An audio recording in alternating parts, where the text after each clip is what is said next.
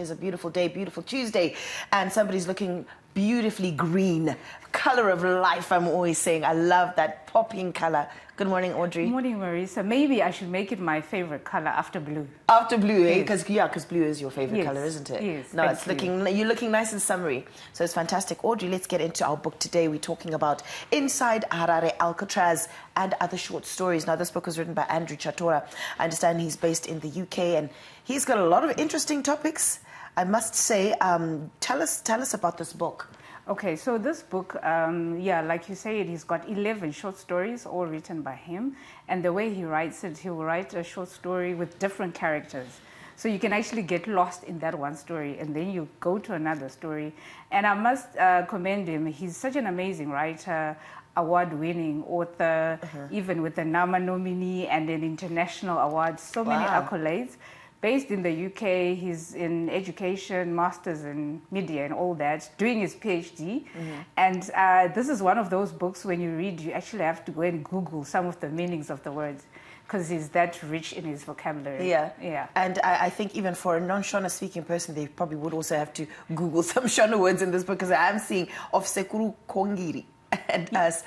Yes. What is that chapter about? So he also writes about, grew up in Dangamvura in the Eastern Highlands in Mutare. So he writes about all that. That Sekuru Kongiri is his uncle. His uncle, very learned. He's a teacher.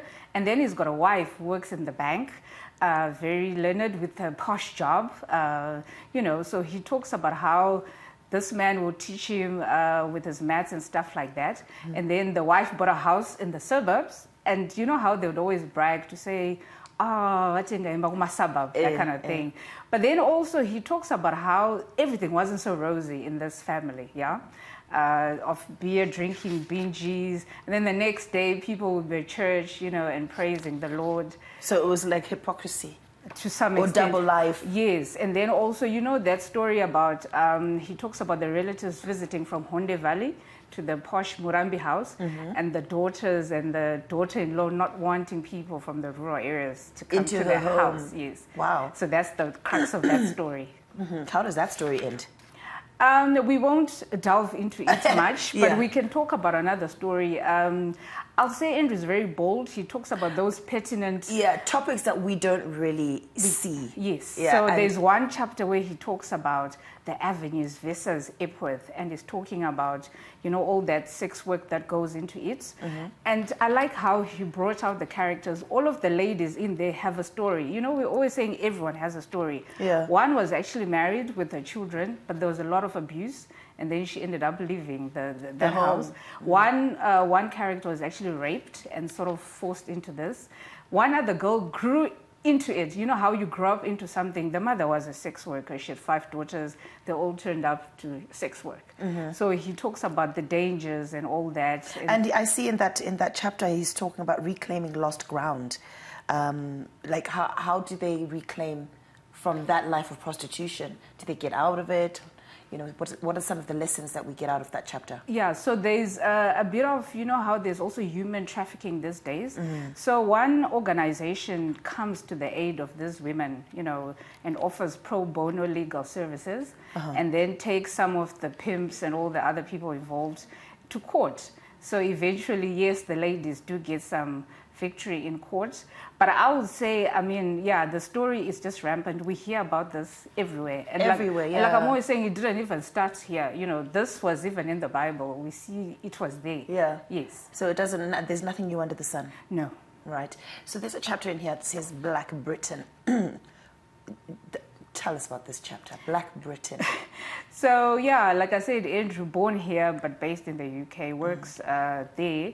So his books, we once reviewed his other book. There are always nuances of even some of the themes, racism, disadvantages that are faced while there. There's another story in here which talks about Shona names. Why are you giving us Shona names? Why are you not using Shona names rather? Why are we getting English names? Yes. And so this is a daughter asking the father now, the base there, why are we not using our Shona names? And the father has to tell this young little one in a story, though, to say, you know what, it's not that we don't like our Shona names and our culture and our identity, but there's so much prejudice The minute you apply for a job and your name, like my Shona name is Ndakaite, the minute they see that, it's like, or it's a Pakistan name, it's an Asian name. So this is just not peculiar to us blacks. There's also the, other races down there. Yeah. So that whole chapter will also talk about that. Yeah, but it's making me think of, sometimes when the Chinese come into Zimbabwe, they give themselves Shona names. You'll find a Tongai or you'll find a Tanaka and things like that. I mean, I think some people do take that, they love our culture. They love our names, they love who we are. And I think we should embrace that. And yes, and it's quite good that he touches on these kinds of issues. He does. And then in terms of some of the themes in the book, like I was saying, where I had to Google some words, he talks about, prejudice, bigotry. Yeah, that's a word I had to go. That's a big word. What does that word mean? So I had to go and look up that name. So this name, it means bigotry. It means, obstinance or unreasonable attachment to a belief, an opinion, or faction. So you're stuck to that opinion and you don't want to change. You don't move from it. Yes. So whether you're right or you're wrong. No, you don't even want to be enlightened about new material on that particular subject. You just stick to that and say, this is it. So he talks about how people need to change from that. He talks about, I don't know how you pronounce this. Maybe you can try misogyny. Misogyny. Yes. Misogyny. Misogyny. And this is the absolute hate of women. Oh, wow. Yeah. You just hate women. Never minding that you probably came from a woman. You just hate women and what they represent. Yeah. So he also he writes a story about that? He like I said, in all his stories, you can hear that's how his mind is always, there are always nuances of these things. He's questioning. You can actually see his mind because 11 stories in one book speaking about everything. Yes. And then lastly, he's got an upcoming book, and I like the way they do it. These international books, very exciting. At the last pages, he introduces his new book, which is his fifth book, which is coming up. And the book is called Born Here, But Not in My Name. So that's his upcoming book, and it's written at the last pages. You can find it. Born Here, But Not in My Name. Okay. And this story is about a Polish child with British parents, but born in Poland. And then when the parents died, she was put in an orphanage. Right. So at some stage now, she's adopted by a British couple, and then she goes back to the UK. But her drive is to find out more about her roots, her heritage, her culture. Definitely. Wow. So yeah, like I'm always saying, Andrew is that one fiction writer. Yeah. Very vivid imagination, very vivid storylines. And like we always say, this could actually also be a Netflix movie. Yeah. Wow, that's incredible, that. Yes. So where do we find his books, and how much are they? Okay, so his books are £14 and 6 pence. £14 and 6 pence. They're available on Amazon, Barnes and Noble, Books a Million, Walmart, all these fancy bookstores. They're found there. But here in Harare, they're found at Book Fantastics. Brian's a mobile book seller. He will actually deliver the book to you. And then on social media, it's Andrew Chatora on all platforms, IG, Instagram. He's got his own website on Goodreads page. So yeah, he represents one of those authors who are actually doing everything quite right, and just putting his work out there. Yes. Order as well. Yeah, I mean, you can actually really see this book it's looking fantastic. Audrey, what is one quote that you got from this book? All right, so that quote, it would be the one, so this is the daughter asking, what's in a name? My daughter asks. I felt a little saddened. I was about to pop her innocence bubble, but one way or the other, it had to be done. What does that mean for you?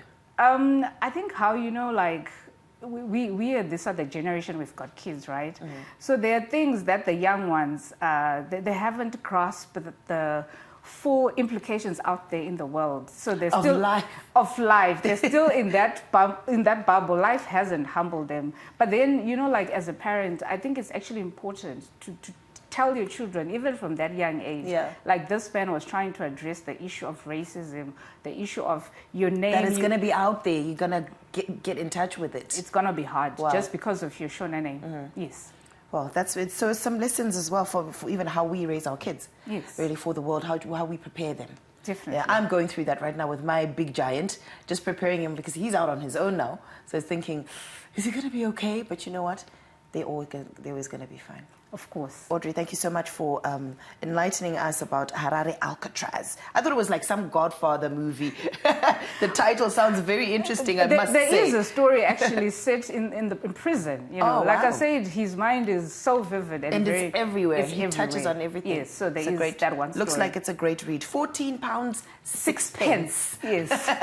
That's the amount of the book. So you just pay in pounds? There's no US dollar figure? There is US dollars. Oh, you just convert it, You convert really? it to Okay. that, yes. All right. Excellent. Thank you so much for joining us. Thank you, Mary. See you again next week, Tuesday. Yes. Konapo. Ipapo pa ZTN Prime. DSTV channel 294. The place to be.